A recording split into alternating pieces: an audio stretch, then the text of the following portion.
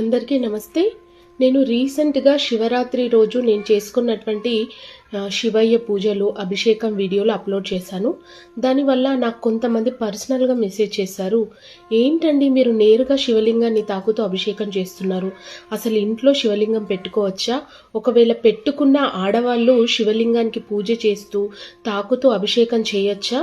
అని నాకు question మార్క్‌గా questions అయితే వేశారు. దానికోసం నేను ఈ వీడియో చేస్తున్నాను. అసలు ఈ ప్రశ్నలేంటో నాకు అర్థం కావట్లేదు. శివుడికి కావాల్సింది భక్తి. భక్తితో, ప్రేమతో మీరు ఒక చెంబెడు నీరు పోసినా, కాస్త విభూదిని సమర్పించినా చాలు, ఆ బోలా శంకరుడు కరుణిస్తాడు. ఎటువంటి కోరికైనా సరే మీరు చెప్పకపోయినా ఈ లోకానికి తండ్రి అయినటువంటి శివుడు మన బాధను అర్థం చేసుకుంటాడు.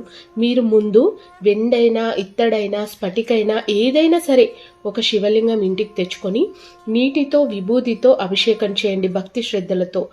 నేను వారం రోజులు ఊరికి వెళ్తాను, ఇంట్లో ఉండను, లేదా పీరియడ్స్ వచ్చినప్పుడు అభిషేకం చేయకపోతే ఎలా, దోషం వస్తుందా, లేదా ఇంట్లో నాన్ వెజ్ తింటాము లేకపోతే వండుతాము, అలాంటప్పుడు శివలింగాన్ని ఇంట్లో పెట్టుకోవచ్చా అనేటటువంటి 1,00,000 అనుమానాలు, అపోహలు ఫస్ట్ మీ మెదల్లోంచి తీసేయండి.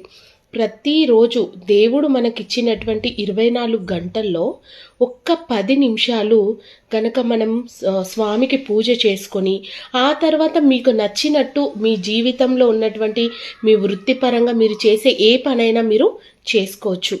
భగవంతుడు ఇచ్చినటువంటి సమయంలో ఒక్క 10 నిమిషాలు ఆ భగవంతుడి కోసం మనం కేటాయించలేమా?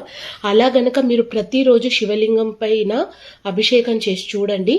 మీ జీవితంలో వచ్చే మార్పును, మీ లోపల ఉన్నటువంటి తప్పొప్పులను కూడా ఆ శివయ్య తప్పకుండా సరిచేస్తాడు.